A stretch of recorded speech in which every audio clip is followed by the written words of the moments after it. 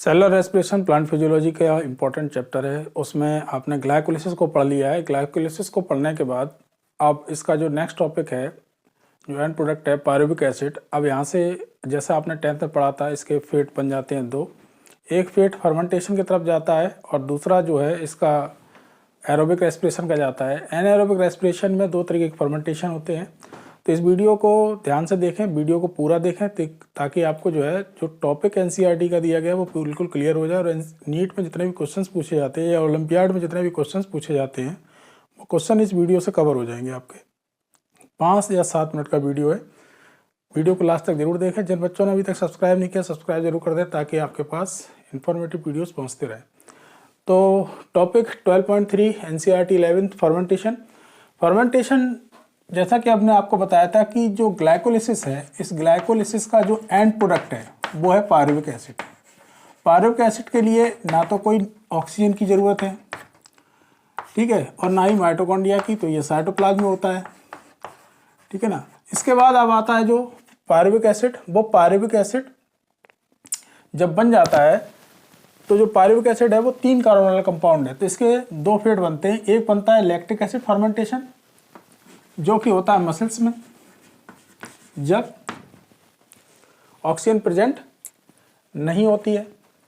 तो यहाँ होता है, आरबीसी में हो सकता है, एन्यूक्लिएटेड सेल्स है।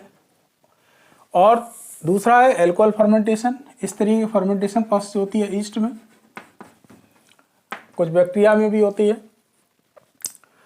तो ग्लूकोज से सबसे पहले आप इस चीज़ को समझ लीजिए कि यहाँ पर लैक्टिक एसिड फर्मेंटेशन में जो ग्लूकोज है वो पायरुविक एसिड में कन्वर्ट हो गया। ये प्रोडक्शन आपका ग्लाइकोलिसिस में देखा था और समझा भी था।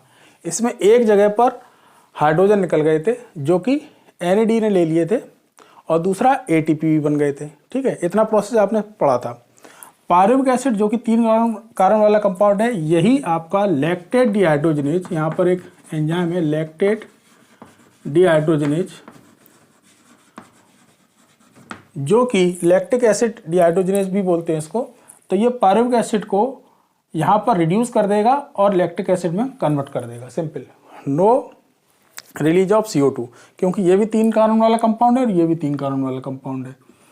और जो NAD है वो वापस से रिसाइकिल हो जाएंगे और ग्लाइकोलिसिस में यूज होना शुरू हो जाएंगे, ठीक है। तो ये बहुत सिंपल सी बात है, ये लैक्टिक एसिड फर्मेंटेशन है, ठीक। जो लैक्टिक एसिड बैक्टीरिया है, चीज़ बनती है, योगर्ट बनता है, तो लैक्टिक एसिड बैक्टीरिया वो भी इस तरीके की प्रोसेस को, उनमें भी ये प्रोसेस पाई जाती है, जो चीज़ योगर्ट वगैरह बनते हैं।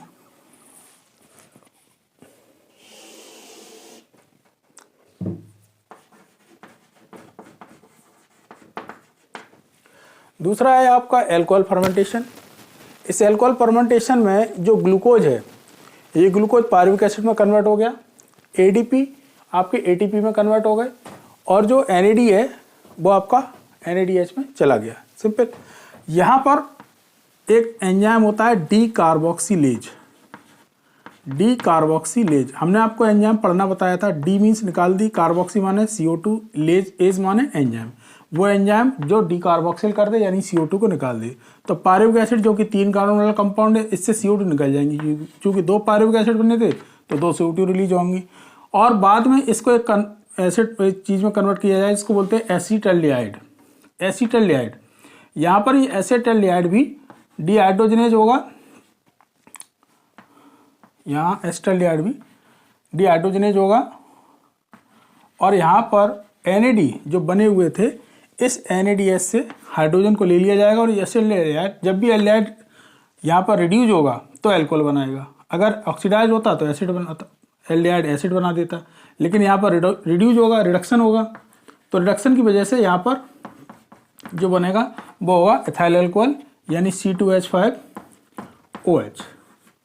ये होती है एथाइल अल्कोहल फर्मेंटेशन। तीसरा फैक्ट जो हमें याद रखना है वो ये याद रखना है कि जैसे ईस्ट है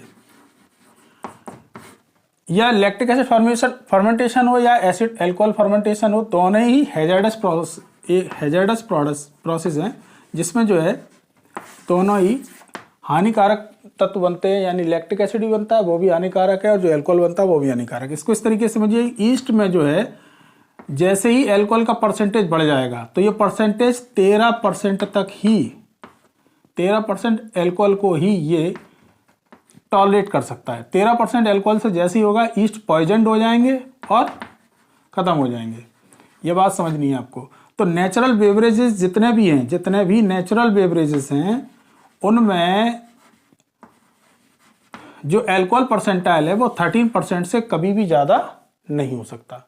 ठीक है, तो इस पूरे प्रोसेस को आप आसानी से समझ सकते हैं और सिंपली इसको आप याद कर सकते हैं। छोटा सा पैरा है, और जिन बच्चों ने अभी सब्सक्राइब नहीं किया चैनल को सब्सक्राइब कर दें। Thank you very much for watching.